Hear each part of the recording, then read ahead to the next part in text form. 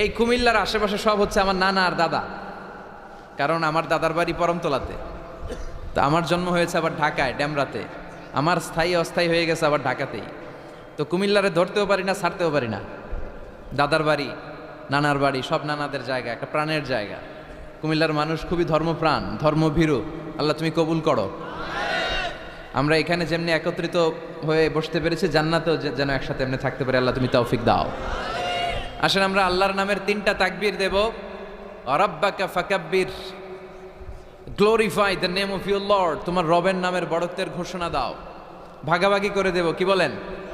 প্রথমে বিবাহিতরা দিবেন, তারপরে অবিবাহিতরা দিবেন, তারপরে সবাই মিলে দিবেন। কেন এরকম দেয় মিজানুর রহমান আজহারী? কেন দেয়? দেয় আপনাদেরকে একটু চাঙ্গা করে তুলবার জন্য। অন্য কোনো সিগনিফিক্যান্স এখানে নাই। একটু চাঙ্গা হয়ে উঠবেন সবাই। আল্লাহর নামের তাকবীর দিলে একটা ইমানি ঝাল চলে আসে দেহের মধ্যে, ঠিক কি না? এই আল্লাহু আকবারটা আপনাদের কাছে যত ভালো লাগে, ইসলামের বিপক্ষের শক্তিদের কাছে তত ভয় লাগে। ওরা এটা সহ্যই করতে পারে না। আল্লাহু আকবার শুনলে ওদের থরথরানি, ধুকধুকানি বেড়ে যায়। এজন্য আমরা ইসলামের পক্ষের শক্তি যারা আছে, আমরা সবসময় একজনের নামে স্লোগান দেই, তিনি কে? তো প্রথমে যারা বিবাহিত আছেন তারা পড়বেন তাকবীর, এরপরে অবিবাহিতরা, এরপরে সবাই মিলে। শুরুতে বিবাহিতরা রেডি হন। বিবাহিত কারা কারা আসছেন দেখি তো একটু। অনেক আসছে, আলহামদুলিল্লাহ আলহামদুলিল্লাহ। হাত নামান। অবিবাহিত কারা কারা আসছো দেখি।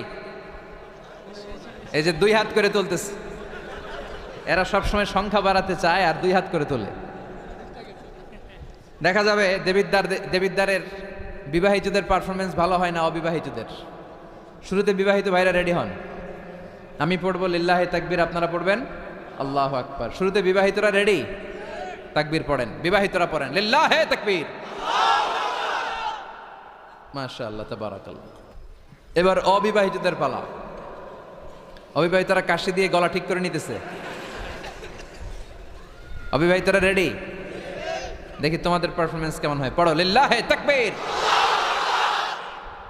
মাশাআল্লাহ, এদের পারফরমেন্স ভয়ঙ্কর, ইমানি চেতনায় উদ্বুদ্ধ।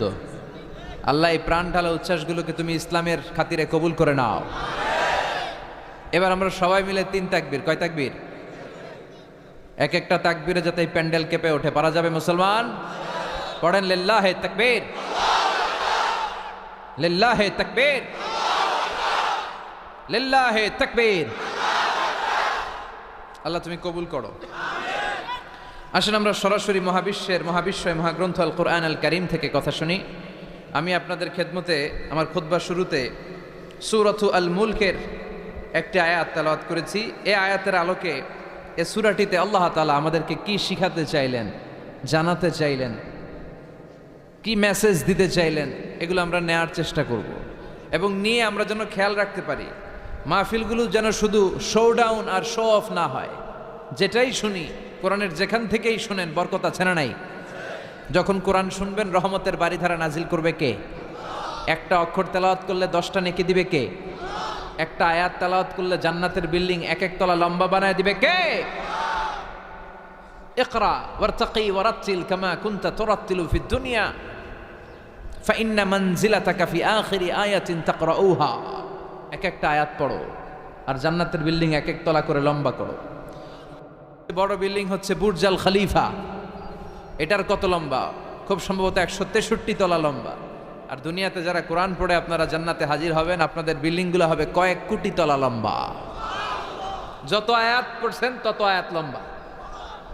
সারা জীবনে যদি 2 লক্ষ আয়াত পড়া হয়ে থাকে আপনার জান্নাতের বিল্ডিং হবে 2 লক্ষ তলা। আল্লাহ বলবেন পড় আর বিল্ডিং লম্বা কর। কি রহমতের কোরআন! পড়লে সওয়াব, ধরলে সওয়াব, শুনলে সওয়াব, তেলাওয়াত করলেও সওয়াব। এজন্য এই কিতাবটার সাথে যেন আমরা সম্পর্ক বাড়াই। Attachment, how to increase the attachment with the Holi Quran. কোরআনের সাথে আমাদের সম্পর্ক আমরা কিভাবে বাড়াতে পারি?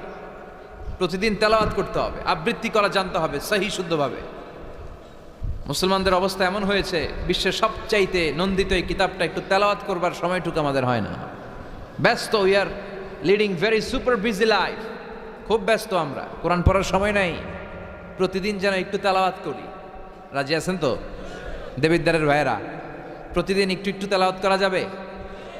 আরেকটা কথা সব জায়গায় আমি বলি, মাতৃভাষায় এই কোরআনটাকে আপনাদের জানতে হবে। You have to know the Holi Quran, the messages of the Holi Quran in your own mother tongue, in your own language, আপনার নিজ ভাষায়। আমাদের ভাষা কি? কথা বলেন বাংলা। এই বাংলা ভাষায় যেন আমরা কোরআন পড়ি, কোরআন শিখি। কোরআন আল্লাহ কি জানাতে চাইলেন, কি শিখাতে চাইলেন, বাংলা ভাষায় যেন আমরা এটা শিখি, আত্মস্থ করার চেষ্টা করি। দেখবেন মসজিদুল হারামে শায়েখরা যখন নামাজ পড়ায়, শাইখ আব্দুর রহমান সুদাইস, উনি যখন আযাবের আয়াত পড়ে উনি কাঁদে, কাঁদে না? আবার মুসল্লিরাও পেছন থেকে কাঁদে। এর কারণ উনিও আযাবের অর্থ বুঝে, মুসল্লিরাও অর্থ বুঝে। আমাদের তারাবির নামাজে, এত মসজিদে তারাবি পড়লাম বাংলাদেশে, কোনোদিন কোনো তারাবির নামাজে মুসল্লি আর ইমাম সাহেবের কাঁদতে দেখছেন? কথা কন, কেন কান্দে না? বুঝে নাই কোন দিক দিয়ে আযাব গেল, কোন দিক দিয়ে গজব গেল, কোন দিক দিয়ে জাহান্নাম গেল, কোন দিক দিয়ে ফেরাউন আসলো, কোন দিক দিয়ে ইউসুফ জুলেখার কাহিনী গেল, একটাও বোঝা যায়? কথা বলেন, বোঝা যায় না। ইমাম সাহেবও বোঝে না, আমরাও বুঝি না, কেউ বুঝে না, অর্থ বুঝি না, তাই আমাদের হৃদয়ে টাচ করে না। দেখবেন ওরা আযাবের আয়াত পড়লে কাঁদে, রহমত আর জান্নাতের আয়াত পড়লে ওদের হৃদয়টা ঠান্ডা হয়ে যায়। এর জন্য সালাতে আপনি কি পড়ছেন এটা বুঝতে হবে, সালাতে আপনি কি তেলাওয়াত করতেছেন বুঝতে হবে। আজীবন পড়লেন সামি আল্লাহু লিমান হামিদা, অর্থ কি অনেকেই জানে না, আছে না নাই? এজন্য মাতৃভাষায় কোরআন জানতে হবে, কোরআন তেলাওয়াত মনোযোগ দিয়ে শুনতে হবে, কোরআন পড়তে হবে, পড়ায় দিতে হবে। আপনি কাউকে যদি সূরাতুল ফাতিহাটা শুধু শিখায় দেন, সে সারা জীবন যতবার সূরা ফাতিহা তেলাওয়াত করবে তার একটা পার্সেন্টেজ সওয়াব আপনার আমলনামায় আছে না নাই? এজন্য কোরআনের আবৃত্তি শিখা, কোরআনের অর্থ জানা মাতৃভাষায়, নিজে কোরআন পড়া, অন্যকে পড়ায় দেওয়া, এবং কোরআনের আন্দোলন করা দরকার আছে না নাই? সবসময় কোরআনের পক্ষে থাকার দরকার আছে না নাই? আল্লাহ তুমি আমাদেরকে সহি সমাজ দান করো। তাই আমরা যখনই কোরআনের কথা শুনবো নিজেদেরকে পরিবর্তনের জন্য শুনবো, ঠিক কিনা? আমার আখিরাতটাকে সুন্দর করার জন্য শুনবো। আমাদের তাফসির মাহফিলগুলো হয়ে গেছে এখন শোডাউন, অনেক লোক জড়ো হইতে হবে, স্লোগান হইতে হবে, এগুলো আছে না নাই? আমাদেরকেও বেঁধে দেয় অনেক জায়গায়, হুজুর আপনার কিন্তু আজকে মাহফিল কাঁপাইতে হবে। কি বলে? কাঁপাইতে হবে। কিন্তু অনেক জায়গায় বলে হুজুর আপনার জমাইতে হবে। কি বলে? জমাইতে হবে। আবার অনেক জায়গায় বলে হুজুর আপনার কিন্তু মাহফিলটা ধরে রাখতে হবে। কি করতে হবে? তো কোথাও আমাদের কাঁপাইতে হয়, কোথাও আমাদের জমাইতে হয়, আবার কোথাও মাহফিল ধরে রাখতে হয়। কথা বুঝতে পেরেছেন? তো এই মাহফিল কাঁপানো, জমানো, ধরে রাখা, এই টেন্ডেন্সি থেকে আসেন, বেরোয় আসি। We have to make a change. আপনাকে চেঞ্জ আনতে হবে, পরিবর্তন। বিশ্বনবী পৃথিবীতে এসেছেন পরিবর্তনের জন্য। তিনি কোনো জায়গায় খারাপ কিছু দেখলেই পরিবর্তন করে দিতেন। এক সাহাবাকে জিজ্ঞেস করলেন কি নাম? মাসমুক? সে বলে ইসমি হাজান, আমার নাম হলো হাজান। হাজান মানে দুশ্চিন্তা। হাজান মানে? বিশ্বনবী বললেন হাজান কারো নাম হতে পারে? দুশ্চিন্তা এটা একটা নাম হইল? বিশ্বনবী বললেন তোমার নাম আজকে থেকে হাজান নয়, আজকে থেকে তোমার নাম সাহাল। কি নাম? সাহাল মানে সহজ। সাহাল মানে? সে বলে না ইয়া রাসূলুল্লাহ, আমার বাপ চাচা নাম রাখছে হাজান, এটা আমি ছাড়বো না। বিষ্ণু বললেন না, সাল্লে যাও। তো সে বাড়িতে চলে গেল। যাওয়ার পর থেকে ওই যে দুশ্চিন্তা তার আর পিছু ছাড়ে না। তার ব্যবসায় লস, তার চাকরিতে লস, ওর পেটে ব্যথা, ওর মাথায় ব্যথা, ওর জ্বর, ওর মেয়ে কান্দে, ওর বউ দৌড়ায়, ওর পোলায় কয় আমি মরুম। কষ্ট আর জ্বালা ছাড়েই না। সবাই বলে ওই যে বিশ্বনবী তোমার একটা সুন্দর নাম দিয়েছিল, আনো নাই, এর বদদোয়া লাগছে, যাও নবীর কাছে মাফ চেয়ে নামটা চেঞ্জ করে আনো। হাজান ফিরে গেল বিশ্বনবীর কাছে, যে বলে ইয়া রাসূলুল্লাহ আমার হাজান নামের দরকার নাই, গোষ্ঠী কিলাই হাজান, আপনি কি নাম কইছিলেন ওটা কোন? আবার বিশ্বনবী বলে আমি বলছিলাম আন্তা সাহাল। সাহাল মানে সহজ। সাহাল মানে? বিশ্বনবীর কাছ থেকে নাম চেঞ্জ করে সাহাল নিয়ে আসলো। সাহাল বলে যেদিন থেকে আমি নাম চেঞ্জ করেছি ওই দিন থেকে আমার জীবনের সব কাজগুলো সহজ করে দিয়েছে। কে? কি নবী ছিলেন? খালি চেঞ্জ করে দিতেন, চেঞ্জ করে দিতেন। এক নারীকে জিজ্ঞেস করলেন মাসমুকি, হোয়াটস ইউর নেম? সে বলে আমার নাম আসিয়া। আসিয়া মানে অবাধ্য। বিশ্বনবী বলেন এটা একটা নাম হইল? তোমার নাম আজকে থেকে জামিলা। জামিলা মানে সুন্দরী, বিউটিফুল লেডি। জামিলা মানে সুন্দরী। সে নাম চেঞ্জ করে জামিলা নিয়ে নিল। সবাই বলল যেদিন থেকে বিশ্বনবী তার নাম জামিলা করেছে ওই দিন থেকে মরার আগের দিন পর্যন্ত এই মহিলার সৌন্দর্যে কোনোদিন ভাটা পড়ে নাই। আবার বিশ্বনবী মক্কা থেকে মদিনায় হিজরত করতে গেলেন। বিশ্বনবী বললেন মাসমু হাযিহিল আরদ, এই জমিনের নাম কি? সবাই বলল এই জমিনের নাম ইয়াসরিব। কি নাম? মদিনার আগের নাম ইয়াসরিব। ইয়াসরিব মানে to take revenge from someone, কারো থেকে প্রতিশোধ নেয়া। বিশ্বনবী বললেন আমি যেই শহরে থাকবো ওই শহরের নাম হবে প্রতিশোধ। How come? It's quite impossible, অসম্ভব। আমি রহমতের নবী, ওমা আরসালনাকা ইল্লা I have sent you as a mercy for the entire universe. ও নবী, আমি আপনাকে গোটা বিশ্বের জন্য রহমত করে পাঠিয়েছি। রহমতের নবী যেই শহরে থাকবে ওই শহরের নাম প্রতিশোধের শহর না। আজকে থেকে এই শহরের নাম তবা কিংবা তৈবা, পবিত্র শহর। পরবর্তীতে এই শহরের নাম করা হলো মদিনাতুর রাসূল, মদিনাতুন নবী। সুবহানাল্লাহ পড়েন। আবার বিশ্বনবী আরেক এলাকায় সফরে গেলেন, বললেন মাসমু হাযিহিল আরদ, এই এলাকার নাম কি? সবাই বলে গাদিরা। কি বলে? গাদিরা। গাদিরা মানে আরদুন লা শাজারা ফিহি ওয়ালা নাবাত, এমন শহর যেই শহরে কোনো গাছ পালা লতা পাতা ঘাস জন্মায় না। বিশ্বনবী বললেন এটা একটা নাম রাখছো তোমরা গাদিরা। এই গদিরা নামের কারণেই তো এলাকায় কোনো গাছপালা হয় না, ওই এলাকায় কোনো গাছ হবে না। বিশ্বনবী বললেন মিনাল ইয়াউম, আজকে থেকে এই এলাকার নাম গাদিরা নয়, আজকে থেকে এই এলাকার নাম আমি চেঞ্জ করে দিলাম খাদেরা। খাদেরা মানে সবুজ। খাদেরা মানে কি? বিশ্বনবী নাম চেঞ্জ করে দেওয়ার সাথে সাথে ওই এলাকায় ঘাস লতা পাতায় সবুজ শ্যামল হয়ে গেল। এজন্য পরিবর্তন লাগবে। We have to make a change. পরিবর্তন লাগবে। এই লোক দেখানো মানসিকতা থেকে আমাদের বেরিয়ে আসতে হবে। মাহফিল কাঁপানো, মাহফিল জমানো, মাহফিল ধরে রাখা, এগুলো আর কোনোদিন বলবেন? বলবেন? সব হবে আমাদের একজনের খুশির জন্য। তিনি কে? চিল্লায় বলেন। তোমার আর তোমার আল্লাহর মধ্যে এমন কোনো গোপন বিষয় আছে নাকি যেটা আল্লাহ ছাড়া কেউ জানে না? তোমার জীবনে এমন কোনো গোপন দান আছে নাকি যেটা আল্লাহ ছাড়া কেউ দেখেনি? আমরা এখন দেখায় দেখায় দান করতে চাই, আছে না নাই? অমুক সমাজপতি শিল্পপতি 2 লক্ষ টাকা বলেন মারহাবা, আছে না নাই? লোক দেখানো দান। এটা মিজানের পাল্লায় উঠালে কোনো ওজন হবে না। আপনি গোপনে 1 টাকা দিছেন, এটারে উহুদ পাহাড়ের সমান ওজন করে আমলনামায় তুলে দিবে কে? এজন্য সবসময় খেয়াল রাখবেন যে একজনকে আমরা দেখাতে চাই, আমরা দেখাবো একজনকে। তিনি কে? মানুষকে দেখানোর জন্য কিছু করা যাবে? আল্লাহুম্মা রযুকনা ইখলাস। আল্লাহ তুমি আমাদের ইখলাস বাড়ায় দাও। আর জোরে পড়েন আমিন। আমরা আজকে সূরাতুল মুলক থেকে কথা শুনবো। মুলক সূরার নাম কি? এই সূরার অনেক ফজিলত আছে। এই সূরা রাত্রিবেলা যারা তেলাওয়াত করবে তাদের কবরের আযাব হবে না। কবরের কথা শুনলে ভয় লাগে না? একদিন মাটির ভেতরে হবে ঘর রে মন আমার, কেন বান্ধ দালান ঘর, প্রাণ পাখি উড়ে যাবে পিঞ্জর ছেড়ে, ধরা ধামে সবই রবে তুমি যাবে চলে, বন্ধু বান্ধব যত মাতা পিতা দ্বারা সুত সবই হবে তোমার পরে মন আমার, কেন বান্ধ দালান ঘর। ঠিক কিনা? চলে যেতে হবে, কেউ থাকতে পারবো না। কিন্তু এই জিনিসটা আমাদের স্মরণেই আসে না। এত ব্যস্ততা, এত মায়া জাল, এত মায়ার জালে আমরা আটকে আছি। এত ব্যস্ত লাইফ, সকালবেলা অফিস, বিকেলবেলায় অমুক কাজ, তারপরে অমুক কাজ, একটার পর একটা কাজ চলতেই থাকে। এই ব্যস্ততার কারণে আমাদের জীবনটা সুপার বিজি লাইফ আমরা লিড করছি, আমাদের জন্য সময়ই নাই। কিন্তু চলে যেতে হবে। এজন্য সাইয়েদনা ওমরে ফারুক বলছেন মুতু ক্বাবলা আন তামুতু, মরার আগে একবার মরো। হাসিবু ক্বাবলা আন তুহাসাবু আলাইকুম, তোমার হিসাব নেওয়ার আগে তুমি তোমার একবার হিসাব নাও। আমাদের প্রত্যেকের নিজের একটা হিসাব আছে না নাই? কথা বলেন। নিজে খাতা কলমের মধ্যে একটু লিস্ট করবেন যে আমি জীবনে এই ভালো কাজ করেছি, এই খারাপ কাজ করেছি, আসলে আমার অবস্থানটা কই হওয়া উচিত। নিজে খাটের মধ্যে একবার শটাং হয়ে মরার মতো শুয়ে থাকবেন, ভাববেন যে আমি মরে গেছি। ভাবেন না কি হবে? ছেলেমেয়েরা কান্না করবে, আত্মীয় স্বজন কান্না করবে, মাইকে অ্যানাউন্সমেন্ট হবে অমুক এলাকার অমুক ভাই আমাদের মাঝে দুনিয়ায় নাই। বিশাল দেবিদ্বারের ময়দানে আপনার জানাজা হবে, খাটিয়াতে করে নিয়ে যাওয়া হবে। শুয়ে শুয়ে ভাববেন, আগে থেকে খুদে রাখা কবরে আপনাকে ফেলে বাঁশ দিয়ে উপরে মাটি চাপা দিয়ে চলে আসবে। অন্ধকার, শুধু অন্ধকার। এই অন্ধকার যেন শেষ হতে চায় না। This is the nature of life. এই তো জীবন।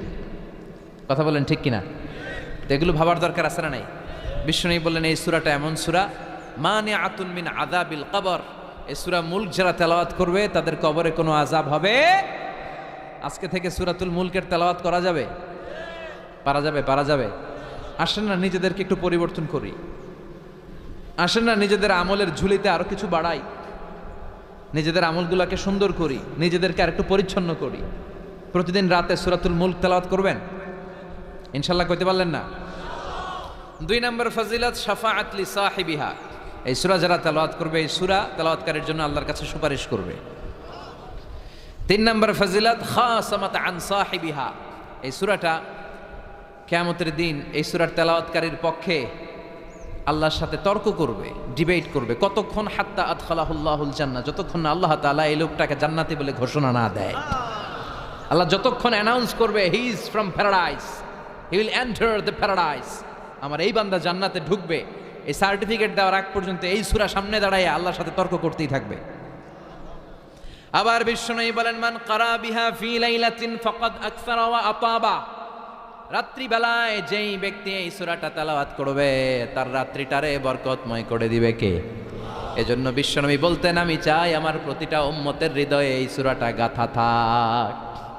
আমার নবী চাইতেন আমাদের অন্তরে যেন এই সূরাটা মুখস্থ থাকে। আমরা চাই না? 30টা মাত্র আয়াত। কয় আয়াত? সবাই বলেন কয় আয়াত? প্রতিদিন এক আয়াত মুখস্থ করলে আমাদের পুরো সূরাটা মুখস্থ করতে লাগবে কয়দিন? 30 দিন। 1 মাসের চেষ্টায় সূরাটা মুখস্থ করা যাবে না? দেবিদ্দারের ভাইরা, করা যাবে? আওয়াজ করে পড়েন ইনশাআল্লাহ। এই সূরার মাহাত্ম্য হচ্ছে এই সূরা আপনার দৃষ্টিভঙ্গিকে চেঞ্জ করবে, আপনার চিন্তার জগতে আন্দোলন তৈরি করবে, আপনার চোখকে খুলে দিবে, আপনার ঘুমন্ত বিবেককে জাগিয়ে দিবে। বিশেষ করে যারা স্রষ্টা নিয়ে সন্দেহে থাকে তাদের জন্য এটার ভিতরে ডোজ আছে, মেডিসিন আছে।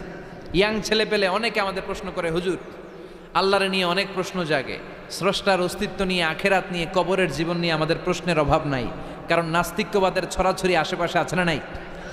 ইয়াং যারা আছে তোমাদেরকে একটা বই পড়ার সাজেস্ট আজকে আমি করে যাই। বইটার নাম অনেকে জানে, প্যারাডক্সিক্যাল সাজিদ। কি নাম? লেখক হচ্ছে আরিফ আজাদ। লেখক কে? আরিফ আজাদ। বইটার নাম প্যারাডক্সিক্যাল সাজিদ। গত 21শে বই মেলায় এটা দ্য বেস্ট সেলার হয়েছিল, এজন্য নাস্তিকদের মাথা গরম। কথা বলেন। এই বছর সে আরেকটা বের করছে, প্যারাডক্সিক্যাল সাজিদ 2।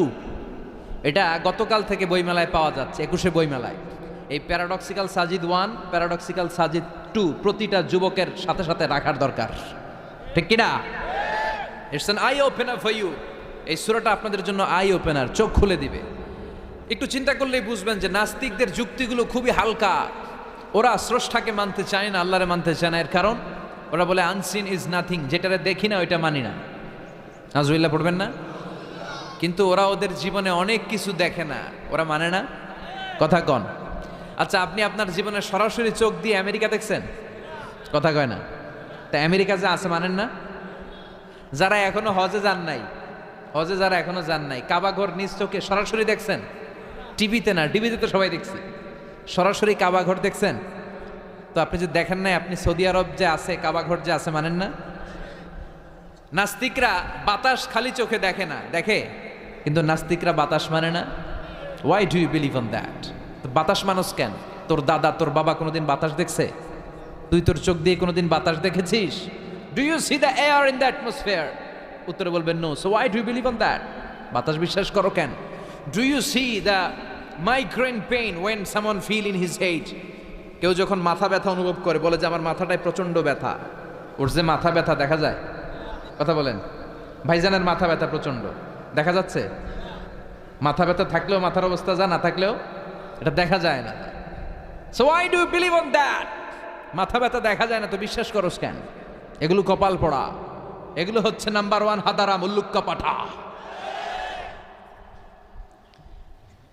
এদের দলিলগুলো একেবারে নড়বড়ে। কুফানগরীতে এক নাস্তিক ছিল, সে বলে বেড়াতো আমি আল্লাহরে দেখি না তাই মানি না। কুফানগরীর লোকজন বলে আমাদের এক ইমাম আছে নাম নু'মান ইবনু সাবেত, ওনার সাথে বসলে তুমি আল্লাহরে দেখতে পাবা। সে বলে তাই, তাহলে তোমাদের ইমামকে ডাকো। সাইয়েদনা ইমাম আবু হানিফা টাইম দিলেন, এই জুমার দিন, আজকে জুমার দিন না, এই জুমার নামাজের পরে ঠিক ভর দুপুরে 2টায় সবাই আমরা একত্রিত হব। নাস্তিকও আসবে, সাইয়েদনা ইমাম আবু হানিফাও আসবে। জুমার সালাতের পরে লোকের বন্যা বয়ে গেল, বাঁধ ভাঙা জোয়ার, অনেক মানুষ। নাস্তিক এসেছে, লক্ষ লক্ষ লোক এসেছে, আসে নাই ইমাম আবু হানিফা। আসে না, আধা ঘন্টা, 1 ঘন্টা, 2 ঘন্টা পরে আসছে। নাস্তিক বলে এই তোমাদের ইমাম, যার কোনো সময়ের জ্ঞানই নাই, এর সাথে কিসের তর্ক?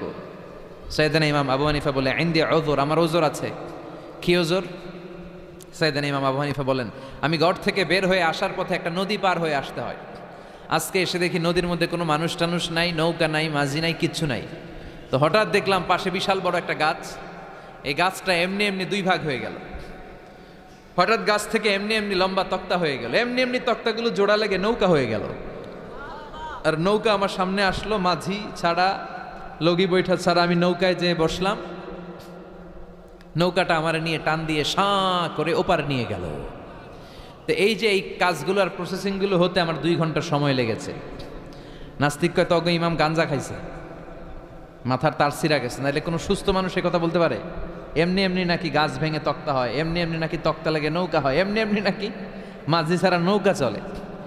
সাইয়েদানা ইমাম আবু হানিফা বললেন, এই তো আপনি লাইনে চলে আসছেন, আপনারে বুঝানো এখন আমার খুব সহজ হবে। এমনি এমনি গাছ কাটে না করাত ছাড়া, এমনি এমনি তক্তা জোড়া লাগে না, নৌকা হয় না মিস্ত্রি ছাড়া, এমনি এমনি নৌকা চড়ে না মাঝি ছাড়া। তাহলে এত বিশাল বড় আকাশটা কেমন করে এমনি এমনি হলো? জমিনটা কেমন করে এমনি এমনি হলো? সাগর, মহাসাগর, পাহাড়, মরুভূমি কেমন করে এমনি এমনি হলো? এগুলোর একজন স্রষ্টা আছে না নাই? নাস্তিক কয় তাই তো, আসলেই তো আমি হাদারাম, আসলেই তো আমি উল্লুক্কা পাঠা। এইভাবে তো আমি কখনো ভেবে দেখি নাই, এইভাবে তো কখনো চিন্তা করি নাই। ও ইমাম, তুমি আমার ঘুমন্ত বিবেককে জাগিয়ে দিয়েছ, তুমি আমার চোখের সামনের পর্দাটা উঠিয়ে দিয়েছ, তুমি আমার দৃষ্টিভঙ্গিকে পরিবর্তন করে দিয়েছ। ও ইমাম, তুমি আমার চোখ খুলেছ, তুমি আমাকে হক চিনতে সাহায্য করেছ। আর দেরি করতে চাই না, আমারে পড়িয়ে দাও লা ইলাহা ইল্লাল্লাহু মুহাম্মাদুর রাসূলুল্লাহ। কালিমা পড়ে মুসলমান হয়ে গেছে। আল্লাহু আকবার পড়েন। এমনি নাস্তিকদের জন্য এই সূরার ভেতরে আল্লাহ তাআলা অনেক দিগদর্শন রেখেছেন, জীবন দর্শন রেখেছেন। আল্লাহ বুঝাতে চান যে গোলাম, আমারে চেনার জন্য, আমারে দেখার জন্য তোর ডক্টরেট ডিগ্রি লাগবে না, তোর ব্যাচেলর ডিগ্রি, মাস্টার্স ডিগ্রি লাগবে না। তুই আমার সৃষ্টির দিকে একটু নজর করে তাকা, একটু ঠান্ডা মাথায় চিন্তা করে দেখ, একটু সাগরের দিকে তাকা, একটু নদীর দিকে তাকা, একটু পাহাড়ের দিকে তাকা। তাকালেই তুই বুঝবি সামওয়ান ইজ কন্ট্রোলিং এভরিথিং। একজন এমডি আছে, ম্যানেজিং ডাইরেক্টর, মহা ব্যবস্থাপক, যিনি গোটা বিশ্বের সব ব্যবস্থাপনার আঞ্জাম দিচ্ছেন। চিল্লায় বলেন ঠিক কিনা? আল্লাহ বলে তুই সাগরের দিকে তাকা, পাহাড়ের দিকে তাকা, নদীর দিকে তাকা। সাগরের দিকে তাকালে আমি আল্লাহরে খুঁজে পাবি।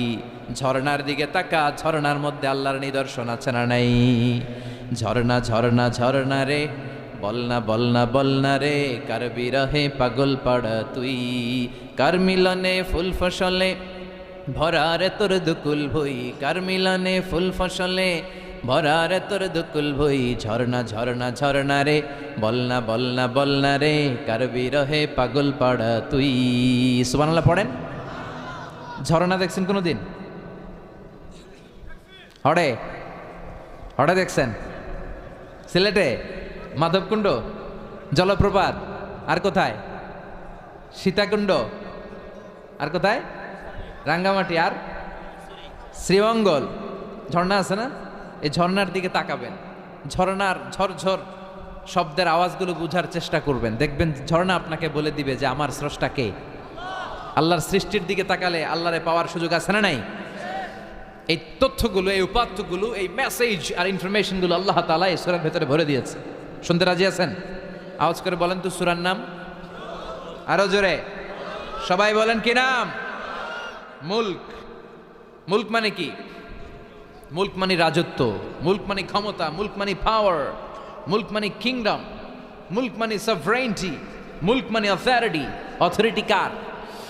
এজন্য রাব্বুল আলামিন বলেন তাবারাকাল্লাযী বিয়াদিহিল মুলকু ওয়া হুয়া আলা কুল্লি শাইইন কাদির। সুমহান সেই সত্তা যার হাতে ক্ষমতা, আর তিনি সকল কিছুই করতে ক্ষমতাবান, সব কিছুর উপর কর্তৃত্বশীল। চিল্লায় বলেন ঠিক কিনা? তাবারাকাল্লাযী, সুমহান তিনি, বিয়াদিহিল মুলক, যার হাতে ক্ষমতা। ক্ষমতা কার হাতে? নাকি প্রধানমন্ত্রীর হাতে, র্যাবের হাতে, পুলিশের হাতে, আমনেগো হাতে? আপনারা তো কোন ক্ষমতা সব আমগো হাতে। সকল ক্ষমতার উৎস কে? সকল ক্ষমতার উৎস আল্লাহ, কিন্তু আমরা বলে থাকি সকল ক্ষমতার উৎস জনগণ। এটা যুক্তিতে ঠিক না। কি ক্ষমতা আছে আমাদের? কি ক্ষমতা আছে? কোনো ক্ষমতা নাই। মানুষকে আল্লাহ তেমন কোনো ক্ষমতাই দেয় নাই, যেটা দিছে এটার ক্ষমতা বলা যায় না। চিল্লায় বলেন ঠিক। আসল ক্ষমতার মালিক হলেন আল্লাহ। আমাদেরকে তো আল্লাহ দুর্বল করে বানিয়েছেন। ওয়া খালাকাল ইনসানু দাঈফা, আমাদেরকে দুর্বল করে তৈরি করেছে কে? শুধু আমরাই দুর্বল না, আমি দুর্বল, আমার বাপ দুর্বল, আমার দাদা দুর্বল, আমার 14 গোষ্ঠী দুর্বল। আমরা দুর্বলের ঘরের, চিল্লায় বলেন দুর্বলের ঘরের। সেই দুর্বলের ঘরের দুর্বল কয় আমরা সব ক্ষমতার উৎস। কি ক্ষমতা আছে আমার? আজকে মাহফিলের প্যান্ডেলের পেছন থেকে বলে, কেউ যদি বলে ওঠে হুজুর সাপ, কি বলে? সব দৌড়। আমি আমার নানা করে লয়ে দৌড়, তুমি এদিকে দৌড়া, চাচা আপন প্রাণ বাঁচা। সাপ কথাটা তো মজা করে বললাম, এতে অনেকে খুঁজতেছে আসলে কি সাপ। আর আসলেই যদি একটা anaconda, C snake, black mamba, king cobra, Python এসে ফস এই ফস করে যদি প্যান্ডেলে যদি একটা ঢুকতো, পাওয়া যেত কাউরে? কথা কন। তো এই হচ্ছে আমাদের ক্ষমতা। সাপ বাদ দেন, বাবা ব্যাংক চিনেন? চিনেন না? না, দেবিদ্বারে তো বাবা ব্যাংক নাই। কি করে? খালি লাফায়। 10টা বাবা ব্যাংক, 2টা এই স্টেজে আর বাকি 8টা প্যান্ডেলে যদি ছেড়ে দেওয়া হয়, বাবা ব্যাংক আর কি লাভ দিবে? এর চেয়ে বড় লাভ দিবেন আপনারা। বাবা ব্যাংকের চেয়ে বড় লাভ দিয়ে আমরা দৌড়াইতে শুরু করব। কত অসহায় আমরা, কত দুর্বল। বল্লা পোকা, মৌমাছি আমাদেরকে কামড় দিয়ে উড়াল দেয়, এটা ধরে যে মারমু এটাও পারি না। কুত্তা এম করে কামড়াইলে আমরা কুত্তারে কামড়াইতেও পারি না। কি অসহায়। পিঁপড়া কামড় দিলে আমরা কিছু করতে পারি না। কানের ভিতরে যদি কারো পিঁপড়া ঢুকে থাকে বুঝবেন সে মজাটা কি। আহা, হ্যাঁ,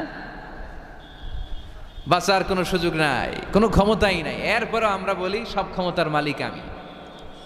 দেখবেন যাদের ডায়রিয়া হয় আর 5-7 বার টয়লেটে গেছে, এর চেহারার দিকে তাকানো যায় না। বৈশা গেছে, বৈশা যান।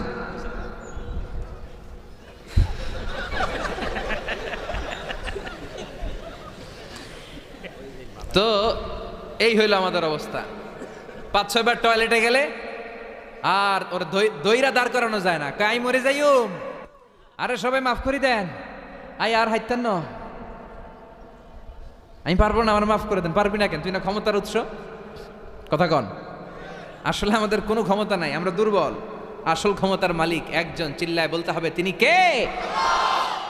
আমরা যে কত দুর্বল। ন্যাচারাল ক্যালামিটি অর ডিজাস্টার যখন হয়, প্রাকৃতিক দুর্যোগ, তখন নিজের অবস্থা খেয়াল করবেন। বন্যার সময় মানুষের কি অবস্থা হয়, ঠিক কিনা? ভূমিকম্পের সময় কি অবস্থাটা হয় আমাদের। রাত 3টার দিকে যদি ভূমিকম্প হয়, দৌড়, লুঙ্গি পইরা দৌড়, লুঙ্গি ছাড়াও দৌড়, আগে যান বাঁচাও। পাগল হয়ে যায়। বাচ্চাটারে কোলে নিয়ে দৌড়াবো, না স্ত্রীকে ঘুম থেকে জাগাবো, না ভাড়াটিয়াদেরকে উঠাবো, না নিজেই ছাদের উপর থেকে লাফ দেব। ত্রাস, ভয়, ভূমিকম্প, সবাই দৌড়। দেখবেন ভূমিকম্প হইলে বাড়িওয়ালাও দৌড়, ভাড়াটিয়াও দৌড়। নাকি ভাড়াটিয়ারা দৌড়ায়, বাড়িওয়ালারা দৌড়ায় না? কথা কন। ডোনাল্ড ট্রাম্প যে বিল্ডিং এ থাকে, ওইটাতে ভূমিকম্প হইলে ডোনাল্ড ট্রাম্প তো দৌড়াবে না? না, ডোনাল্ড ট্রাম্পও দৌড়াবে। আমি কিছু টেলিভিশনের লাইভ প্রোগ্রাম দেখেছি, ওইখানে উপস্থাপক আর অতিথিরা ক্যামেরা ট্যামেরা মেকআপ টেকআপ নিয়ে বসছে। একটু পরে শুরু হয়েছে ভূমিকম্প, মাইক থুইয়া দিয়া উপস্থাপক দৌড়। তো যেহেতু মেকআপ টেকআপ একেবারে ক্যামেরা ট্যামেরা সব সেটিং, অতিথিরা ওঠে না, একটু পরে আবার নাড়াচাড়া, এবার অতিথিও দৌড়। বাঁচার জন্য সব দৌড়। এই হচ্ছে আমাদের ক্ষমতার দৌড়াত্ম। এরপরও আমরা বলি আমরা নাকি ক্ষমতার উৎস। তুফান হলে, এইখানে একটা তুফান হলে 70 কিলোমিটার বেগের জাস্ট বাতাসটাকে যদি আল্লাহ এর তীব্রতা যদি বাড়িয়ে দেয়, সব দৌড় আমরা। কথা কন। আল বাহরু জুনদুম মিন জুনুদিল্লাহ, আর রিহু জুনদুম মিন জুনুদিল্লাহ। বাতাস আল্লাহর সৈনিক, আগুন আল্লাহর সৈনিক, তুফান আল্লাহর সৈনিক। চিল্লা এখন ঠিক কিনা? 2004 সালের সুনামির কথা ভুলে গেছেন? ইন্দোনেশিয়া একটা প্রদেশ আছে, বান্দা আছে, এক ধাক্কায় 3 লক্ষ সাগরের ভেতরে। জাপানের কান্টো শহরে 1 লক্ষ নয়, একটা ধাক্কায়, কয়েক সেকেন্ডের ব্যবধান। একটু আগে নাচানাচি করতেছিল, ধুম্মা চলে ধুম, একটু পরে সব হয়ে গেছে ধুম ধুম। একেবারে সাইজ করে ফেলছে কে? আহা, কোনো ক্ষমতা নাই। ক্ষমতার মালিক কে? এজন্য রাব্বুল আলামিন বলেন তাবারাকাল্লাযী বিয়াদিহিল মুলকু ওয়া হুয়া আলা কুল্লি শাইইন কাদির। সুমহান সেই সত্তা যার হাতে ক্ষমতা, ক্ষমতা কার হাতে?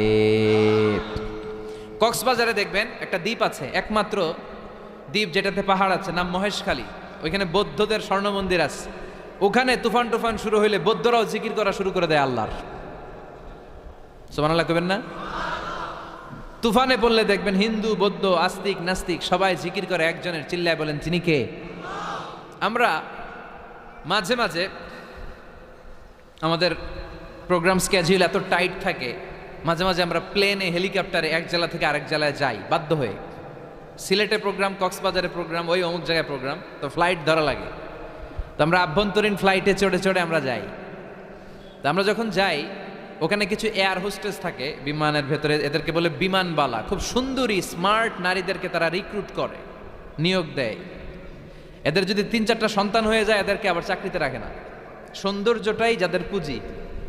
তো এরা লিপস্টিক মেখে, পারফিউম মেখে, মেকআপ করে, ভেরি বিউটিফুল লেডি। ওরা আসে, এসে আমাদেরকে খাবার টাবার দেয়, ইনস্ট্রাকশন দেয়। তো বিমানটা, আভ্যন্তরীণ বিমানগুলো বাংলাদেশের ভেতরে যেগুলো চলে এগুলো 14 থেকে 15,000 ফিট উপরে ওঠে। তো বিমানটা প্রথমে রানওয়েতে টাক্সি করে, মানে বিমান যখন মাটিতে চলে এটাকে বলে টাক্সি। কি বলে? টাক্সি ছেড়ে যখন উপরে ওঠে এটারে বলে টেক অফ। কি বলে? তো এটা যখন বিমানটা যখন টেক অফ করবে তখন দেখলাম এই এয়ার হোস্টেসগুলো, যেগুলোর পর্দা নাই, হেজাব নাই, শালীনতা নাই, মাইক্রোফোন হাতে নিয়ে ঘোষণা দিচ্ছে, ভদ্র মহিলা এবং ভদ্র মহোদয়গণ, আপনারা আপনাদের সিট বেল্টগুলো বেঁধে নিন। এখনই আমাদের উড়োজাহাজটি শাহজালাল আন্তর্জাতিক বিমানবন্দর থেকে শাহ আমানত বিমানবন্দরের উদ্দেশ্যে 15,000 ফিট দিয়ে উড়ে যাবে। এরপরে পড়তে শুরু করে আল্লাহু আকবার, আল্লাহু আকবার, আল্লাহু আকবার। তো আমি উল্টা ঘুরে তাকাইলাম, কি রে এই মাইয়া আল্লাহু আকবার কয় কেমনে? ঘুরা দেখি হাতের মধ্যে এরকম কাগজ, এই কাগজ থেকে দেখে দেখে পড়তেছে। উচ্চারণ কিন্তু আমগমতো না, পড়তেছে আল্লাহু আকবার, আল্লাহু আকবার, আল্লাহু আকবার, সুবহানাল্লাযী সাখখারা লানা হাযা। পুরো দোয়াটাই পড়ছে, ওমা কুন্না লাহু মুকরিনিন ওয়া ইন্না ইলা রাব্বিনা লামুনকালিবুন। তো আমি হিসাব মিলালাম, ঘটনা কি? লিপস্টিক, মেকআপ, সুটেড, বুটেড, পারফিউম মাখা, হিপ হপ স্টাইলের মেয়ে, এরা আল্লাহু আকবার পড়ে কেন? তো তখনই খেয়াল করে দেখলাম যে বিমানটা এখন ছাড়ছে, জমিন ছেড়ে দিয়ে 15,000 ফিট উপরে যাচ্ছে। ওরা খুব ভালো করেই টের পায় এই 15,000 ফিট উপরে যখন বিমান থাকবে ওরে বাঁচানোর কেউ নাই, ওকে রক্ষা করার কেউ নাই। তখন ওর কোনো পাওয়ার নাই, কোনো ক্ষমতা নাই, চিল্লায় বলেন ঠিক কিনা? তখন কোনো সিকিউরিটি নাই। আহা, কি দুর্বল মানুষ। বিমান বাঁকা হয়ে গেলে সবাই চিল্লায় বাঁচাও। যদি জিজ্ঞেস করেন কে বাঁচাবে, বলবে হুজুর আপনি বাঁচান। আছে না নাই? দুর্বল। আসল ক্ষমতার মালিক হলো একজন, চিৎকার করে বলতে হবে তিনি কে? এজন্য রাব্বুল আলামিন বলেন তাবারাকাল্লাযী বিয়াদিহিল মুলকু ওয়া হুয়া আলা কুল্লি শাইইন কাদির। সুমহান সেই সত্তা যার হাতে ক্ষমতা, ক্ষমতা কার হাতে? আমাদেরকে আল্লাহ ক্ষমতা দিয়েছেন ঠিক, এটা সাময়িক, লিমিটেড, তবে আনলিমিটেড ক্ষমতার মালিক কে? এই যে আমাদের মাননীয় প্রধানমন্ত্রী শেখ হাসিনা নতুন টার্মের জন্য আসছে না? কয় বছর? 5 বছর। কোন দেশে আসে 10 বছর, কোন দেশে 15 বছর। তো এই যে আল্লাহ ক্ষমতার চেয়ারে বসে, আল্লাহ আসছে কয় বছরের মেয়াদে? কথা বলেন। 50 বছর, 100? হ্যাঁ, কয়দিন থাকবে উনি? আজীবন। রব্বুল আলামিন বলেন হুয়াল আউয়ালু ওয়াল আখিরু ওয়াল যাহিরু ওয়াল বাতিন ওয়া হুয়া বিকুল্লি শাইইন আলিম। আল্লাহ বলে আমি প্রথম, আমার আগে কেউ নাই। ঠিক কি না? ওয়াল আউয়াল ওয়াল আখির, আমি শেষ, আমার পরে কেউ নাই। আমি প্রকাশ্য, আমি গোপন, সূচনাহীন, অতীতকাল থেকে আমি আল্লাহ ক্ষমতার চেয়ারে বসা, সীমাহীন, ভবিষ্যৎহীন, শেষহীন, ভবিষ্যৎ পর্যন্ত ক্ষমতার চেয়ারে বসে থাকবে কে? আল্লাহ বললেন আমি প্রথম, আমি শেষ। প্রথমে কে? চিল্লায় বলেন, প্রথমে কে? শেষে কে? প্রথমে আল্লাহ আল্লাহ, শেষেও আল্লাহ আল্লাহ, আকাশে আল্লাহ আল্লাহ, জমিনে আল্লাহ আল্লাহ। সবাই পড়েন, প্রথমে আল্লাহ আল্লাহ, শেষেও আল্লাহ আল্লাহ, আকাশে আল্লাহ আল্লাহ, জমিনে আল্লাহ আল্লাহ। নিখিল জাহান গায়ে গুণগান, তার নামে গায় আমরাও গাহি তাআলা হামদে বারি তাআলা, হামদে বারি তাআলা, হামদে বারি তাআলা। সুবহানাল্লাহ পড়েন। তিনিই প্রথম, তিনিই শেষ, তিনি চিরকাল ক্ষমতার চেয়ারে বসে থাকবেন। চিল্লায় বলেন ঠিক কিনা? আবার পৃথিবীতে অনেক দেশে দেখবেন ডেমোক্রেটিক সিস্টেমে ক্ষমতায় আসে, মানে ভোটে জিতে, যেমন আমাদের দেশ। তো আল্লাহ তো ভোটে জিতে আসছে না? আল্লাহ ভোটে জিতে আসছে। অনেক দেশে মোনার্কি সিস্টেম, মানে রাজতন্ত্র, রাজার পোলা রাজা। আল্লাহর বাপ ছিল রাজা, এই জন্য আল্লাহও রাজা। এরকম আল্লাহ চিরকাল আজীবনের মেয়াদ নিয়ে তিনি ক্ষমতার চেয়ারে বসা। চিৎকার করে বলেন ঠিক কিনা? আবার পৃথিবীর অনেক দেশে দেখা যায় আন্দোলন করে সরকারকে ক্ষমতার চেয়ার থেকে নামানো যায় কি যায় না? পৃথিবীতে এরকম হয়েছে না অনেক জায়গায়? আন্দোলনের ঠেলায় সরকার কয় আমি নাই। আবার মাঝে মাঝে মিলিটারি কু হয়, সেনা বিদ্রোহ, জানেন না আপনারা? তা আমরা পৃথিবীর 700 কোটি মানুষ সবাই মিলে যদি আল্লাহর বিরুদ্ধে আন্দোলনে নেমে যায়, তাইলেই তো আল্লাহর ক্ষমতা শেষ। যাবে না? 700 কোটি মানুষ মিলেও পারা যাবে না। আচ্ছা, জিন জাতি যদি বলে ও মানুষেরা তোদের সাথে আমরাও আছি, মানুষ জিন ভাই ভাই, আল্লাহর আর রক্ষা নাই, আল্লাহর গদি শেষ। আচ্ছা, ফেরেশতারাও যদি বলে ও মানুষ ও জিনেরা তোগুলোকে আমরাও আছি, 3 দলীয় মহাজোট, আল্লাহর চেয়ার উল্টে যাবে নাকি? কথা বলেন। আল্লাহ বলেন ওয়ালাম ইয়াকুল্লাহু শারীকুম ফিল মুলক, আমার ক্ষমতায় কোনো পার্টনার নাই। কুলিল্লাহুম্মা মালিকাল মুলক, আমি ক্ষমতার মালিক, এই ক্ষমতা কেউ ছিনায় নিতে পারবে না। গোটা বিশ্বের সবাই মিলে যদি আমার বিরুদ্ধে আন্দোলন করিস, আমার ক্ষমতার 1 ইঞ্চিও কমবে না। চিল্লায় বলেন ঠিক কিনা? সে আল্লাহ বললেন তাবারাকাল্লাযী বিয়াদিহিল মুলকু ওয়া হুয়া আলা কুল্লি শাইইন কাদির। সুমহান সেই সত্তা যার হাতে ক্ষমতা, ক্ষমতা কার হাতে? ওয়া হুয়া আলা কুল্লি শাইইন কাদির, তিনি সব বিষয়ে ক্ষমতাবান। ফাআলুল লিমা ইউরিদ, যা চান তিনি তাই করতে পারেন। তিনি কে? তিনি পাহাড়কে দরিয়া করতে পারেন, দরিয়াকে পাহাড় করতে পারেন, ধনীরে গরিব বানাতে পারেন, গরিবরে ধনী বানাতে পারেন, সম্মানিতকে অপমানিত করতে পারেন, অপমানিতকে সম্মানিত করতে পারেন। চিৎকার করে বলেন ঠিক কিনা? তিনিই ক্ষমতার মালিক। সকল ক্ষমতার উৎস হচ্ছেন তিনি। সকল ক্ষমতার উৎস আমরা জনগণ। আর কোনোদিন বলবেন? দেবিদ্বারের ভাইরা, তাহলে চিল্লায় বলেন তো সকল ক্ষমতার উৎস কে? আল্লাহ সকল ক্ষমতার উৎস। এর কিছু দূর পরে আল্লাহ বলেন ওয়ালাকাদ যায়্যানাস সামাআদ দুনিয়া বিমাসাবিহা ওয়া জাআলনাহা রুজুমান লিশ-শায়াতিন। আমি প্রথম আকাশের মহাশূন্যটাকে আলো দিয়ে, তারা দিয়ে সুশোভিত করেছি। আবার এই তারা দিয়ে আমি জিনদেরকে আঘাত আর প্রহারের ব্যবস্থাও করেছি। সুবহানাল্লাহ পড়েন। অনেক লম্বা কথা, আমি সংক্ষেপে মেসেজগুলো আপনাদের কাছে পৌঁছে দিই। আল্লাহ বলেন আমি প্রথম আকাশের মহাশূন্যটাকে তারা দিয়ে সাজিয়েছি। I have beautified the closure sky with light, candle and stars. মাথা উপরের দিকে তুললে আমরা যেটা দেখি এটা কি? আসলে এটা আকাশ না, এটা মহাশূন্য। এটা কি? আকাশ অনেক উপরে। আমরা খালি চোখে যা দেখি এটা প্রথম আকাশের মহাশূন্য। এই প্রথম আকাশের মহাশূন্যের অনেক উপরে প্রথম আকাশ, তারপরে দ্বিতীয় আকাশের মহাশূন্য, তারপরে দ্বিতীয় আকাশ, তারপরে তৃতীয় আকাশের মহাশূন্য, তারপরে তৃতীয় আকাশ। একটার চেয়ে আরেকটা বড়। সুবহানাল্লাহ পড়েন। কত বড়? আপনার এই হাতের আংটিটা, সাহারা মরুভূমির নাম শুনছেন? পৃথিবীর সবচেয়ে ছোট মরুভূমি, তাই না?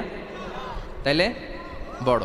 এই বিশাল সাহারা মরুভূমিতে যদি আপনার এই হাতের আংটিটা আপনি ছুঁড়ে ফেলে দেন, এই সাহারা মরুভূমির তুলনায় আপনার আংটি যত ছোট, আল্লাহর দ্বিতীয় আকাশের তুলনায় আল্লাহর প্রথম আকাশটা ঠিক তত ছোট। একটার চেয়ে একটা বড়, একটার চেয়ে একটা বড়। আর আমরা মনে করি কত বিশাল জায়গা নিয়ে আমরা বসে আছি। এই যে দেবিদ্বার প্রপারের আজকের এই প্যান্ডেলের এই পরিবেশটা অনেক বড় মনে হচ্ছে না তাকালে? পুরো দেবিদ্বারের তুলনায় এই প্যান্ডেলটা কত ছোট, কল্পনা করা যায়? দেবিদ্বার হচ্ছে কুমিল্লার 16টা থানার একটা, তাই না? থানা। কুমিল্লা হচ্ছে বাংলাদেশের 64 জেলার একটা। এরকম 64টা জেলা মিলে আমাদের সুজলা সুফলা শস্য শ্যামলা ডিজিটাল বাংলাদেশ। এই বাংলাদেশ হচ্ছে পৃথিবীর সবচাইতে বড় দেশ। কি বড় না? কত ছোট জানেন? মানচিত্রের মধ্যে বাংলাদেশ এটা লেখার জায়গা পাওয়া যায় না। বাংলা BANG পরে ইন্ডিয়ার উপরে, মাঝখানে LA, পরে বাংলাদেশের উপরে আবার DESH পরে আবার ইন্ডিয়ার উপরে। বাংলাদেশ কথাটা লেখার জায়গাও বাংলাদেশের উপরে নাই। কত ছোট! পাশের ইন্ডিয়ায় 25 গুণ বড়, Canada, United states of America প্রায় 100 গুণ বড়। রাশিয়া নামে একটা দেশ আছে প্রায় কয়েকশো গুণ বড়। এরকম 200টা দেশ মিলে আমাদের এই পৃথিবী। এই 200টা দেশ মিলে পৃথিবীর মাত্র 30 ভাগ, বাকি 70 ভাগ হচ্ছে শুধু পানি। সুবহানাল্লাহ কইবেন না? তাহলে পুরো পৃথিবীর তুলনায় দেবিদ্বারের এই প্যান্ডেলটা কত ছোট, কত ক্ষুদ্র আমি, কত তুচ্ছ আমি, কত নগণ্য আমি, চিন্তা করতে পারেন? আচ্ছা, এত বড় মনে হইলো এই পৃথিবীটা, এই পৃথিবীটাকে এত বড় মনে হচ্ছে আমাদের, কিন্তু এই যে দ্বীপ্রহরের জলজলে সূর্যটা দেখা যায়, এই সূর্যটা এই বিশাল পৃথিবীর চেয়ে 13 লক্ষ গুণ বড়। 9 কোটি 30 লক্ষ মাইল দূরে 8 মিনিট 18 সেকেন্ড সময় নিয়ে আলোটা আসে। তাহলে এতক্ষণকার আলোচনা পর্যন্ত মনে হচ্ছে সূর্যই মনে হয় অনেক বড়। সূর্য হচ্ছে একটা স্টার, তারা। সূর্যের পরে পৃথিবীর সবচেয়ে কাছের তারার নাম প্রক্সিমা সেন্ট্রাই, তারপরে একটা আলফা সেন্ট্রাই এ, আলফা সেন্ট্রাই বি, যেতে যেতে ইটা ক্যারিনা, ব্যাটেল জিউস, এরকম অনেকগুলো আছে, আপনারা গুগল করলে পাবেন এগুলো। এই যে ব্যাটেল জিউস তারা, যেই সূর্য পৃথিবীর চেয়ে 13 লক্ষ গুণ বড়, ওই ব্যাটেল জিউস তারাটা আবার সূর্যের চেয়ে 33 কোটি গুণ বড়। তাহলে এতক্ষণ পর্যন্ত বোঝা যাচ্ছে ব্যাটেল জিউসই মনে হয় বড় না। ব্যাটেল জিউস এত ক্ষুদ্র তারা, এটার কোনো নাম নিশানাই নাই অন্য তারকার সামনে। চিল্লায় কোন আল্লাহু আকবার। এরকম লক্ষ লক্ষ অযুত লক্ষ নিযুত কোটি মিলিয়ন বিলিয়ন ট্রিলিয়ন জিলিয়ন ফিলিয়ন অক্ট্রিলিয়ন তারা নিয়ে আমাদের গ্যালাক্সি গঠিত। আমাদের এই গ্যালাক্সির নাম মিল্কি ওয়ে। কি নাম? আমাদের গ্যালাক্সির পরে সবচেয়ে কাছের গ্যালাক্সির নাম অ্যান্ড্রোমেডা। আমাদের গ্যালাক্সি থেকে অ্যান্ড্রোমেডায় পৌঁছতে আলোর গতিতে কেউ যদি পৌঁছতে যায় তাহলে 2.5 মিলিয়ন লাইট ইয়ার সময় লেগে যাবে। 2.5 million light year. Light year মানে আলোকবর্ষ। আলোকবর্ষ বললাম এজন্য, মানে আলোর গতিতে যদি আপনি ছোটেন, এই পৃথিবীতে আবিষ্কৃত সবচেয়ে দ্রুত গতিসম্পন্ন যে উপাদানটা পাওয়া গিয়েছে সেটার নাম লাইট, মানে আলো। সেটা কি? এই আলো 1 সেকেন্ডে ছুটে 1,86,000 মাইল বেগে। সুবহানাল্লাহ। বাড়িতে গিয়া 1 সেকেন্ডে 1 লক্ষ, 1 ঘন্টায় না কিন্তু, 1 মিনিটেও না, আরে 1 সেকেন্ড কইতে 2 সেকেন্ড লাগে মিয়া, কথা কন। সেই 1 সেকেন্ডে নাকি আলো ছুটলে 1,86,000 মাইল চলে যায়। তো আলোর গতিতে গতিসম্পন্ন কোনো রকেট, যেই রকেট আলোর গতিতে ছুটবে, এরকম কোনো রকেট যদি আপনারা বানাতে পারেন, তাহলে আমাদের গ্যালাক্সি থেকে, আমাদের মিল্কি ওয়ে থেকে আমাদের সবচেয়ে কাছের গ্যালাক্সি অ্যান্ড্রোমেডাতে পৌঁছতে আপনার 25 লক্ষ বছর লেগে যাবে। চিল্লায় পড়েন না আল্লাহু আকবার। এই প্রথম আকাশের মহাশূন্যটাকে এরকম তারা দিয়ে সুশোভিত করে দিয়েছে কে?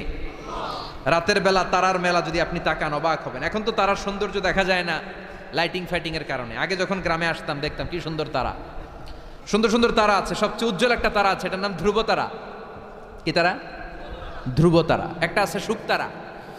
60টা তারার একটা চ্যানেল আছে, এটার বলে সপ্তর্ষি মণ্ডল। অনেকে রাতের তারাটারা চিনে না। আগের নাবিকরা আকাশের তারা দেখে পথ চলতো। সুবহানাল্লাহ পড়েন। এই তারকারাজ দিয়ে প্রথম আকাশের মহাশূন্যটাকে সাজিয়ে দিয়েছে কে? এরপরে সূরার প্রথম রুকুর শেষে আল্লাহ বললেন, ওয়াসিররু কাওলাকুম আও জাহারু বিহি ইন্নাহু আলিমুম বিযাতিস সুদূর আলা ইয়ালামু মান খালাকা ওয়া হুয়াল লাতীফুল খাবীর। আল্লাহ বলেন, তুমি গোপনে কিছু বলো কিংবা প্রকাশ্যে বলো, তুমি যাই বলো না কেন, কথাগুলো শোনে কে? আপনি আওয়াজ করে, এই যে আওয়াজ করে আমরা কথা বলতেছি, শুনে কে? আওয়াজ বন্ধ করে মনে মনে ভাবতেছি, ওইটা মনে আল্লাহ শোনে না? কথা বলেন। 7 আকাশের উপরে আল্লাহর আরশ, ওই আরশের উপরে আল্লাহর অবস্থান। 7 জমিনের নিচেও যদি কোনো পিঁপড়া নীরবে নিঃশব্দে হেঁটে যায়, আল্লাহ বলে এত উপর থেকে আমি ওই পিঁপড়ার হেঁটে চলার পায়ের আওয়াজটাও শুনতে পাই। কেউ যেটা শোনে না, শোনে কে? এরপর আল্লাহ বললেন, হুয়াল্লাযী জাআলা লাকুমুল আরদা যালুলান ফামশু ফি মানাকিবিহা ওয়া কুলু মির রিজকি ওয়া ইলাইহিন নুশুর। আল্লাহ বললেন, তিনি এমন সত্তা যিনি তোমাদের জন্য জমিনটারে সমতল বানিয়ে দিয়েছেন। জমিনের যেখান দিয়ে প্রয়োজন হেঁটে যাও আর রিজিক তালাশ করো, কিন্তু সবশেষে তার দিকে ফিরে যেতে হবে, ঠিক কি না? জমিনটারে সমতল করলো কে? আজকের এই প্যান্ডেলটা সমতল না? কথা কন না, উঁচা নিচা? আজকে এদিকে যদি উঁচা হইতো, এদিকে নিচা, এদিকে খাদ, এদিকে গর্ত, এদিকে আবার উঁচা, বসতে পারতেন? কি সমতল! বিমান থেকে নিচের দিকে তাকালে এটা ভালো টের পাওয়া যায়। মনে হয় সবুজ কার্পেটিং করা, এটা একটা কার্পেট, এটা একটা কার্পেট, কার্পেট কার্পেট। পুরো বাংলাদেশটা মনে হয় যেন আল্লাহ তাআলা সবুজ কার্পেট দিয়ে ডেকোরেশন করে রেখেছে। আল্লাহ বলে, সবুজ কার্পেট দিয়ে ডেকোরেশন করেছি দেখে ভেবে নিও না তোমরা বেঁচে গেছো। নাফরমানি আর গাদ্দারি করলে সবুজ কার্পেটের ভিতরেও আগুন আছে না নাই? কি মেকানিজম? উপরে কার্পেট, নিচে আগুন। কার্পেটের নিচে কি? আল্লাহ কোরআনে কসম কেটেছেন, ওয়াল বাহরিল মাসজুদ, ফুটন্ত সাগরের পানির কসম। দুনিয়ার কোনো সাগরের পানি গরম না, সব ঠান্ডা, কিন্তু আল্লাহ বললেন ফুটন্ত টকবকে সাগরের পানির কসম আমি খেলাম। অনেক গবেষণা হলো এই সাগরের পানি নিয়ে। আমেরিকান নেভাল একাডেমির এক চিফ ইঞ্জিনিয়ার উনি বললেন কোরআনে পাওয়া গেল টকবকে সাগরের পানির কসম, কিন্তু সাগরের পানি তো ঠান্ডা, এখানে গরম আসলো কোত্থেকে? আসলে আল্লাহ সাগরের নিচে যে গরম মজুদ রেখে দিয়েছেন ওইটার দিকে খেয়াল করে বলেছে। তো সে গবেষণা করতে চাইলো, দেখি সাগরের ভিতরে আগুন কই আছে। কোরআন যেহেতু বললো টকবকে সাগরের পানির কসম, আসলে কোনো আগুন টাগুন খুঁজে পাওয়া যায় কিনা। সে সাগরের ভেতরে পাইপ ঢুকাতে শুরু করলো, জোড়া লাগিয়ে লাগিয়ে গবেষণা। তো পাইপ যেতে যেতে অনেক সাগরের গভীরতা শেষে তলা পাওয়া গেল। তলার ভেতরে সে ড্রিল করে পাইপ ঢুকাতে লাগলো। সে পেয়ে গেল মাটির স্তর, এরপরে পাললিক শিলার স্তর। পৃথিবীর ভিতরে কিন্তু অনেকগুলো স্তর আছে জানেন। এই যে পানিগুলো আমরা নষ্ট করি, এই পানি কিন্তু খাই, আমাদের পেশাবই আমরা খাই। আমাদের এই প্রস্রাবও যদি পৃথিবীর 4-5টা স্তর শেষে নিচের দিকে চলে যায়, এটা মিনারেল ওয়াটারের মতো হয়ে যায়। এই 4-5টা স্তর মাটির ভেতরে রেখে দিয়েছে কে? পাললিক শিলা, রূপান্তরিত শিলা, আগ্নেয়গিরির শিলা। এরপরে যখন সে পাইপ ঢুকাতে শুরু করেছে, সে দেখতে পেল এই পাইপগুলো গলে গলে গলে গলে পানি হয়ে যায়। এত আগুন, এত গরম। সে তো অবাক, সে অবাক পৃথিবীর ভিতরে এত আগুন আসলো কোত্থেকে। তো এই আগুনের টেম্পারেচারটা কতটুকু পাওয়ারফুল এটা চেক করার দরকার আছে না নাই? সে বলল, I need fire proof pipe, bring from America. America থেকে ফায়ার প্রুফের পাইপ আনো, পরীক্ষা চালায় দেখি। ফায়ার প্রুফের পাইপ আনা হলো, এবার ফায়ার প্রুফের পাইপ ঢুকাইতে শুরু করছে। সাগর শেষে তলা, পাললিক শিলা, রূপান্তরিত শিলা, আগ্নেয়গিরির শিলা। ওই আগ্নেয়গিরির শিলার পরে যখন ফায়ার প্রুফের পাইপ ঢুকাতে শুরু করেছে, যেই পাইপে আগুন ধরে না, সে দেখতে পেল ফায়ার প্রুফের পাইপগুলো আগুনে গলে গলে ধোঁয়া আর পানি হয়ে যায়। তাহলে এই সবুজ কার্পেটিং এর নিচে আগুন আছে না নাই? এই আগুন মজুদ করে রেখেছে কে? সে আল্লাহ বললেন, আমিনতুম মান ফিস সামাই আন ইয়াখসিফা বিকুমুল আরদা ফাইদা হিয়া তামুর। তোমরা কি ভেবেছো নাকি সবুজ কার্পেটের উপরে আনন্দে নাচানাচি করবা, আনন্দে লাফালাফি করবা, কিন্তু এই জামিনটারে মুহূর্তের মধ্যে দোলা দিয়ে দিতে পারে কে?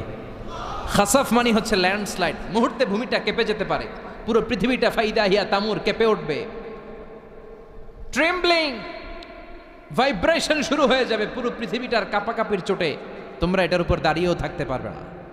তার মানে নিচে, এই পৃথিবীর নিচে আযাব আর গজব, আগুন মজুদ করে রেখেছে কে?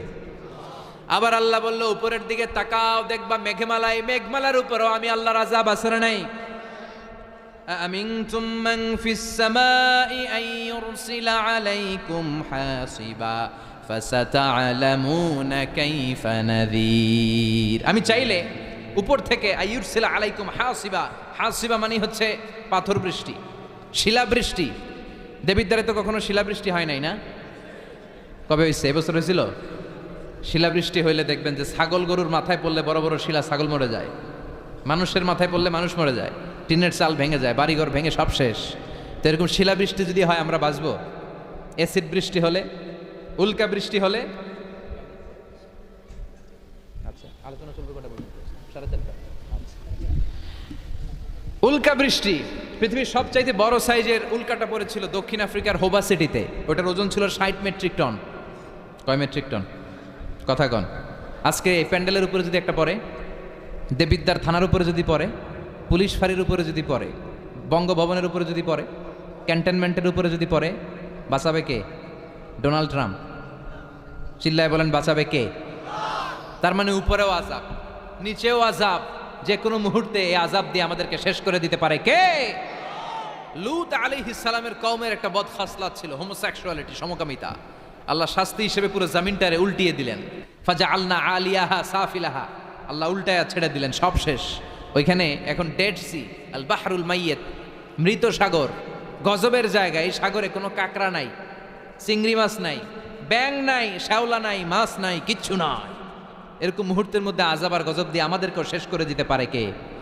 শুধু বিশ্বনবীর দোয়ার বরকতে আমরা বেঁচে যাই। বিশ্বনবী দোয়াতে বলেছেন, আল্লাহ আমার আগের উম্মতদেরকে তুমি যেমনি আযাব দিয়ে গজব দিয়ে একবারে শেষ করে দিয়েছো, আমার গুনাহগার উম্মতদেরকে এইভাবে শেষ করে দিও না।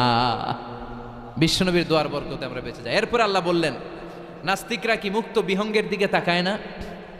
বিহঙ্গ মানে পাখি, মুক্ত পাখির দিকে তাকায় না? পাখির দিকে তাকালে পাখির রব আল্লাহর খোঁজে পাওয়া যায়, ঠিক কিনা? আওয়ালাম ইয়ারাউ ইলা আত-তায়রি ফাওকাহুম সাফফাতিন ওয়া ইয়াকবিদনা মা ইউমসিকুহুন্না ইল্লার রাহমান ইন্নাহু বিকুল্লি শাইইন বাসীর। সুবহানাল্লাহ বলেন। পাখির দিকে নজর করলে পাখির রব আল্লাহর খুঁজে পাওয়া যায়। আপনি পাখির দিকে তাকায় দেখেন কেমনে উড়ে, ওদেরকে শূন্যে ধরে রাখে কে? কথা বলেন না। মা ইউমসিকুহুন্না ইল্লার রাহমান, আল্লাহ ছাড়া কেউ পাখি ধরে রাখে না। এই পাখির আরবি হচ্ছে তয়ের। পাখির আরবি কি? বিমান আরবিও তয়ের। পাখি আরবি যা, বিমান আরবিও তা। এটার উপর গবেষণা করে বিমান আবিষ্কৃত হয়েছে। সুবহানাল্লাহ কইবেন না? কিন্তু আমরা করতে পারি নাই, করেছে আমেরিকান দুই ভাই। আমরা আছি ফতুয়াবাজি নিয়ে, কথা কন। আমরা আছি মারামারি নিয়ে, কার পিছনে কেমনে লেগে থাকা যায়, কারে কেমনে টাইনা নামানো যায়। একজন জিজ্ঞেস করতেছে, এত খেলা থাকতে হাডুডু বাংলাদেশের জাতীয় খেলা কেন? হাডুডু বাংলাদেশের জাতীয় খেলার নাম? তো আরেকজন উত্তরে বলতেছে, এর কারণ বাংলাদেশে কেউ উন্নতি করবে, ভালো কাজ করবে, এটা অন্যরা সহ্য করতে পারে না। উপরে উঠতে চাইলে ওরা ঠ্যাং ধরে নামাবে। এজন্য হাডুডু খেলা এই দেশের জাতীয় খেলা। হাডুডু খেলা দেখছেন? একটা সামনে যাইতে চাইলে সবাই কাবাডি কাবাডি কাবাডি কাবাডি বইলাই ওর ঠ্যাং ধরে কি করে পিছনের দিকে নিয়ে আসে, ওরা সামনে যাইতে দিবেই না। এই হচ্ছে আমাদের স্বভাব। চিল্লায় বলেন ঠিক কিনা? খালি ফতুয়াবাজি, ও খারাপ, ও খারাপ, ও কাফের, ও কাফের, ও 20 কারণে কাফের, তুই 40 কারণে কাফের। এই কাফের মারা গেলে যে কবর দেয়া হবে, কবরের উপরে যে ঘাস উঠবে, ওই ঘাস যে গরু খাবে, ওই গরুর দুধ যে খাবে, ও কাফের। কথা বলেন। তো এই ফতুয়াবাজি নিয়ে থাকলে আমরা বিমান আবিষ্কার করবো কেমনে? উইলভার রাইড অর উইল রাইড, দুই ভাই। আওয়ালাম ইয়ারাউ ইলা আত-তায়রি ফাওকাহুম সাফফাতিন ওয়া ইয়াকবিদন। আল্লাহু আকবার। গবেষণা করে করে এই দুই ভাই বানিয়ে ফেলেন 1903 সালে। তবে এখনকার মতো এত উন্নত বিমান না। আপনারা আজকেই গুগল করবেন যে কিভাবে ইনভেনশন অফ এরোপ্লেন আবিষ্কার হলো কেমনে, দেখবেন যে দুই ভাই পাহাড়ের মধ্যে শুয়ে শুয়ে মাসের পর মাস পাখি নিয়ে গবেষণা করেছে। আমাদের গবেষণা করার সময়টাও নাই। অন্যদের পিছনে লেগে থাকলে গবেষণার সময় থাকবে? কথা কন। এই দল ওই দলের গালি দেয়, এই দল ওরা কয় তুই ভারতপন্থী, ওই দল এরা কয় তাহলে তুই পাকিস্তানপন্থী। তো বাংলাদেশপন্থী কেডা? কথা কন। আমরা সাধারণ জনগণ বাংলাদেশপন্থী। চিল্লায় বলেন ঠিক কিনা? উইলভার রাইট অর উইল রাইট, দুই ভাই বানায় ফেললো বিমান। 1903 সালে বিমান আবিষ্কার হয়ে গেল। আমেরিকা এক সুবিধা করতে পারে নাই, চলে গেল ফ্রান্স। এক শহর থেকে আরেক শহরে প্রথম বিমান নামালো। পাখা নাই, ঢাকনা নাই, গ্লাস নাই, ইঞ্জিন নাই, এমনভাবে বিমানগুলো বানিয়েছে দেখলে হাসি পায়। কিন্তু সেই বিমান আবিষ্কারের পর থেকে এটাকে ইমপ্রুভ করতে করতে, ডেভেলপ করতে করতে আজকে তারা বানিয়ে ফেলেছে বোম সুপারসনিক। সার্চ করবেন বোম সুপারসনিক, সবচেয়ে দ্রুতগামী প্যাসেঞ্জার বিমান। কি নাম? Bomb supersonic. খুব দ্রুত চলে। এর আগে চলতো কনকর্ড, সবচেয়ে দ্রুত। তো বিমান আবিষ্কারের আগে পৃথিবীর সব দেশে ছিল শুধু সেনাবাহিনী আর নৌবাহিনী। যেহেতু এখন বিমান আবিষ্কার, এখন বিমান বাহিনী আছে না নাই? এখন উপর থেকে বোমা মারে। দ্বিতীয় বিশ্বযুদ্ধে আমেরিকা 2টা বোমা মেরেছিল জাপানের 2টা শহরে, হিরোশিমা আর নাগাসাকিতে। লিটল বয় আর ফ্যাটম্যান মেরে জাপানের ওই 2 শহর বিরান ভূমি বানিয়ে দিয়েছে। সবগুলো মানুষ শেষ। এবং প্রায় 100 বছর ওই শহর থেকে যত বাচ্চা কাচ্চা জন্মগ্রহণ করেছে পরবর্তীতে সবগুলো বিকলাঙ্গ। একটার হাত নাই, একটার পা নাই, একটার চোখ নাই, আর একটা কথাই কইতে পারে না। এখন ড্রোন হামলা হয়, মিসাইল হামলা হয়, আবার ইদানিংকালে আমরা স্যাটেলাইটও পাঠাই উপরে। আমাদের একটা স্যাটেলাইট আছে না নাই? বাঙ্গাবন্ধু স্যাটেলাইট চ্যানেল অফ বাংলাদেশ আছে না নাই? কিছুদিন আগে নিউজে শুনলাম এটা নাকি উদাও। এটা কি আছে না গেছে? হ্যাঁ, নিউজে আসছিল যে এটা নাকি উদাও হয়ে গেছে। এটা যেন না হারায়। অনেক টাকা, আমাদের গরিব মানুষ আমরা, এদেশের খেটে খাওয়া মানুষের টাকা দিয়ে এই স্যাটেলাইট চ্যানেলকে পাঠানো হয়েছে। এটা যেন আল্লাহ হেফাজতে রাখে। আমরা চিল্লায় পড়ি আমিন। তো এই সূরাটার শেষে আল্লাহ একটা প্রশ্ন করেছে আপনাদের সবাইকে। প্রশ্ন রেখে আল্লাহ শেষ করেছে। দেখেন একটার পর একটা মেসেজ। আল্লাহ বলে মুক্ত বিহঙ্গের দিকে তাকা, কিভাবে পাখিগুলো ডানা ঝাপটায়। এগুলো তাকালেই আপনি এই পাখির ভিতরে পাখির রব আল্লাহরে খুঁজে পাবেন, ঠিক কিনা?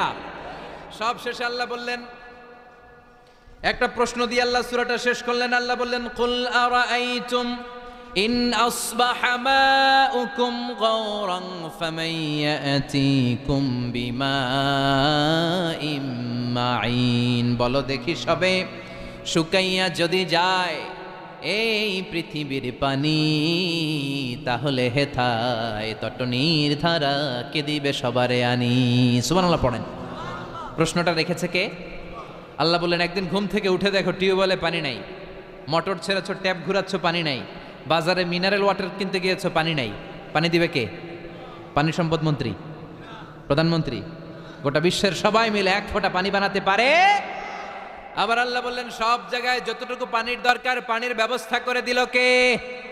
হাযা আযবুন ফুরাত ওয়া হাযা মিলহুন উজাত। একদিকে লোনা পানি আর একদিকে মিঠা পানি, আছে না নাই? মিঠা নদীর পানি, আল্লাহ তোমার মেহেরবানি। পড়েন সবাই, সুন্দর ফুল সুন্দর ফল, মিঠা নদীর পানি, আল্লাহ তোমার মেহেরবানি। সুবহানাল্লাহ পড়েন। আবার দেখেন, একই সাগর, এই দিকের পানির এক কালার, ওই দিকের পানির আরেক কালার, মিশে না। এই দৃশ্যটা আপনারা নিজ চোখে দেখছেন নাকি? কই দেখছেন? কয় মোবাইলে। আর বেটা মোবাইলে তো সবাই দেখছে, চোখে সরাসরি দেখছেন? পদ্মা নদীতে দেখা যায়। কোথায় আছে? চাঁদপুরের মোহনাতে, মোহনাতে দেখা যায়। আমি মিশরের নীল নদ আর ভূমধ্য সাগর দেখছি, মিলে না। মারাজাল বাহরাইনি ইয়ালতাকিয়ানি বাইনাহুমা বারযাখুন লা ইয়াবগিয়ান ফাবিআইয়ি আলাই রাব্বিকুমা তুকাযযিবান। দুই দিক থেকে দুই ধরনের পানি বয়ে যায়, মাঝখানে অদৃশ্য ব্যারিকেড দিয়ে দিয়েছে কে? এই পানির ডেনসিটি হাই, এটার ডেনসিটি কম, এটা টেম্পারেচার হাই, এটা টেম্পারেচার কম, এটা লোনা, এটা মিঠা, এই জন্য একটার সাথে আরেকটা মিশে না। এই পানির স্রষ্টাকে। পানি চাইবো কার কাছে? এই পানির অপর নাম যেমনি জীবন, আবার বেশি পানি হয়ে গেলে মরণ। কথা কন।